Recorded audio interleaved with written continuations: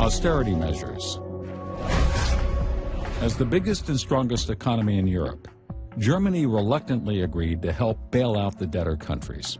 In other words, Germany agreed to repay the bill, but only if the debtor countries agreed to implement strict austerity measures to ensure that it would never happen again. Austerity measures meant sucking it up, cutting spending, borrowing less, and paying back more debt.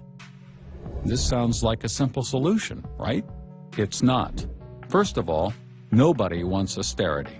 Austerity means cutting government spending. And since the government is by far the biggest spender in any economy, when the government cuts spending, it cuts the earnings of many of its citizens.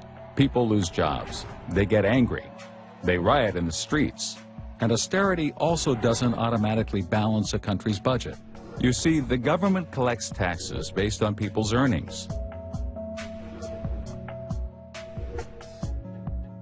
So when earnings are reduced, the government collects less in taxes. They still can't pay down their debts. The pain is so bad that it's almost politically impossible to accomplish. On top of that, there are huge cultural differences within the euro area. Extreme cultural differences.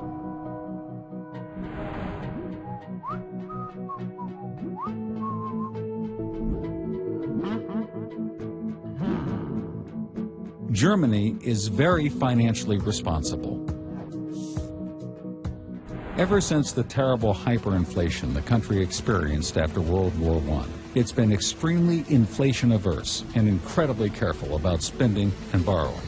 In general, Germans work hard, expect little in the line of state benefits, and meticulously pay all of their taxes. Many Greeks, on the other hand, enjoy generous state benefits and don't pay taxes. Greece has a terrible problem. It has never collected the majority of the taxes it imposes on its citizens, and it's always been this way. Joining the euro just amplified it. The German view is that doesn't work. If you want our money, you need our morals. As the debtor countries headed towards default, the whole continent of Europe was in danger. Even though the economies of the debtor countries are relatively small, they posed a huge threat because the European financial system is so interconnected, precisely because of the euro. Remember, the debtor countries borrowed money from banks, investors, and other governments throughout Europe. As the debtor countries get closer to default, everyone who lent them money becomes weaker, and everyone who lent those lenders money also becomes weaker, and so on and so forth. A problem in one country could reverberate across the whole continent, triggering a chain reaction of default. If Greece defaults, then Spain could default. Italy, Portugal, and Ireland could be next. Then France, then Germany.